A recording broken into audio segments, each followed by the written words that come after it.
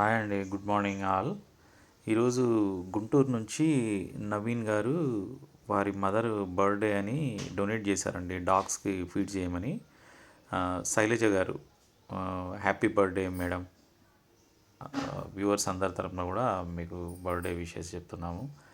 మామూలుగా అందరూ బర్త్డేలు ఫెస్టివల్స్ అన్నీ కూడా మనుషులందరూ ఎవరి ఇళ్ళలో వాళ్ళు టైంకి తింటూ అందరూ చేసుకునేదే అండి కామన్గా. కానీ ఒక్క పూట కూడా వాటికి కరెక్ట్గా ఫుడ్ ఉండదండి. డాగ్స్ స్ట్రీట్లో చెత్తలో ఉంటాయి.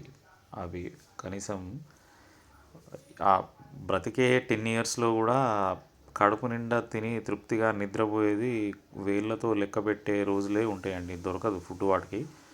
సాటిస్ఫైగా ఒకరోజు వాటికి ఫుడ్ పెట్టాలని మేడం గారి బర్త్డే కోసం వారి ఆలోచనకి హ్యాట్స్ ఆఫ్ అండి. మరోసారి చెప్తున్నానండి, thank you and happy birthday madam Shailaja గారు ఫ్రమ్ గుంటూరు. ఈ డాగ్స్ ఈ 4 పిల్లలండి మదర్కి. వేరే డాగ్స్ కూడా ఇక్కడ ఉన్నాయి. డివార్మింగ్ చేశానండి, పాపం అన్ని బోన్స్ వెళ్ళాయి. అవి ఫుడ్ మంచిగానే పెట్టినా కానీ కొన్ని కవర్ కావట్లేదు. డివార్మింగ్ చేస్తే కవర్ అవుతాయండి, అంటే నట్టల మందు. అవి ఫుడ్ తింటున్నా కూడా అలాగే ఉన్నాయి చూడండి డాగ్స్.